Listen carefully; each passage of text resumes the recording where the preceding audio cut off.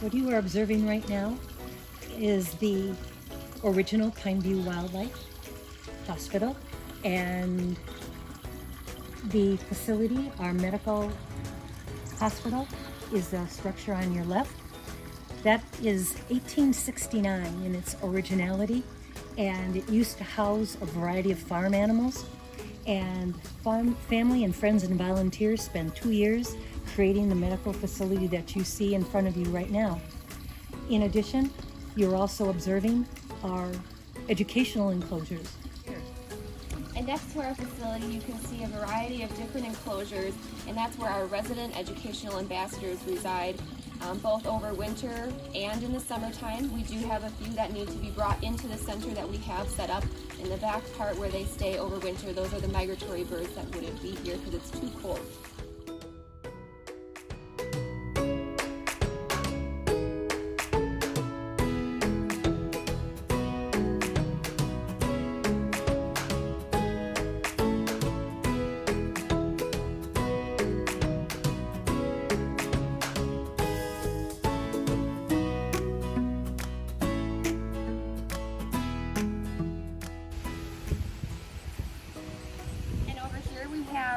One of our locations where we house our educational ambassador turtles, box turtles, water turtles, and tortoises.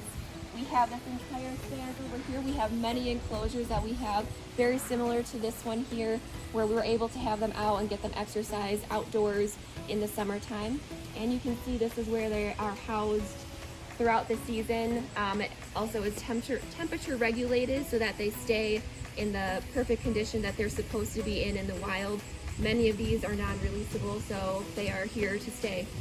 7 years ago, it became very obvious to the crew and to the staff and to our board of directors and volunteers that the current Pineview original had outgrown itself in a variety of respects. As a result of an increase, a gross increase of admits, we were running out of space, and in addition to that, some of the original enclosures were not aging gracefully like many of us. While we procrastinated and pondered what to do, thankfully, an older couple, out of the generosities of their heart, donated land and an older building for which we could establish a new facility, now referred to as Pineview South. Now I will show you the inside behind the scenes center of Pineview South. This first portion that you're walking into is our transitional area. This is where we have our patients that are young and starting to transition to become used to the outdoor environment as far as the temperatures go. This is also just a holding place where we have mammals. We have our great horned owls stay out here, and a lot of our screech owls will also stay out here just to help them transition from being indoor in a climate control area to be able to regulate themselves outdoors. Next we have the kitchen. This is the area where there is a lot of our food prep work, where we house all of our utensils, we get our water from, everything that we need. A few of our medications and things are out here as well. Following that, we have our bird room. This is where we have our technical aviary, I guess. This is where all of our hawks, owls, eagles, and falcons will start when they are in their first stages of rehab, or when they are too young to be outside or in the transitional area at all. This is one of our larger ones where we would have a couple, 2 or 3 of our young immature great horned owls, or one adult eagle housed. Next we have our mammal room.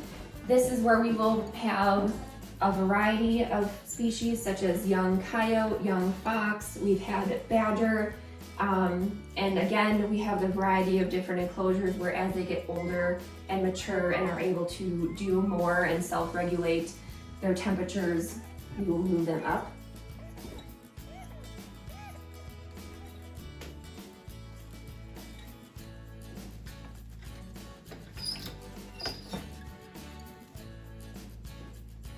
This is also kind of our little medical exam room. We have more medications, we have our syringes, forceps, weight, everything that we need to be able to monitor the progress of our patients to make sure that we're going in the right direction and before we were able to move them outside.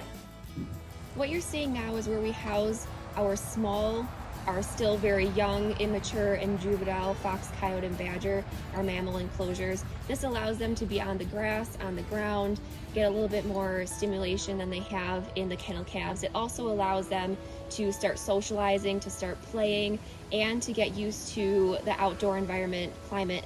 Here we have our first of our permanent resident and educational ambassador enclosures being built. As you can see, it was built by J.W. Speaker's internship group. They did an amazing job. This is, like I said, the first one of hopefully many that will be built. We have, I believe, 13 to 14 residents at this time, birds that need the new enclosure. So this is the first one built, and this entire span of area over here is where we will continue to build.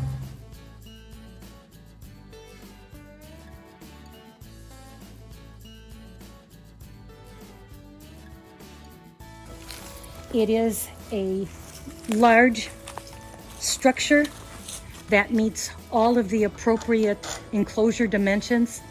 It is approximately 60 feet in length, 25 feet high, with a 90-degree angle, built with design, with a science behind of it. And it took the gentleman who originally designed it 4 years to create, building some of the structure inside the Pineview barn when it was 25 below wind chill factor, and then 6 individuals alone were responsible for the structure of this. It took an entire summer. KT can fill you in a little bit how important this was, and as soon as it was finished, it had occupants already. As G had mentioned, this took several years to build, and it did not take that long to fill it. I think it was that same month that it was finished, we had 3 great horned owls in here, and that is not even close to the amount that we had admitted for the year. As you can see, we have, like I mentioned before, all of our enclosures have a variety of perches, platforms, stumps, different enrichments, and this year we actually had to set it up to not only hold but comfortably contain a snowy owl. That is why there's a little bit more platforms in here than there normally would be. We've had red-tailed hawks in here, great horned owls in here, the snowy owl, just a variety of different birds, all of which needed this expanse area to be able to test their flight abilities to make sure that they were 100% ready to go back into the wild. When we release something, we want to make sure that it will not only survive, but will also thrive.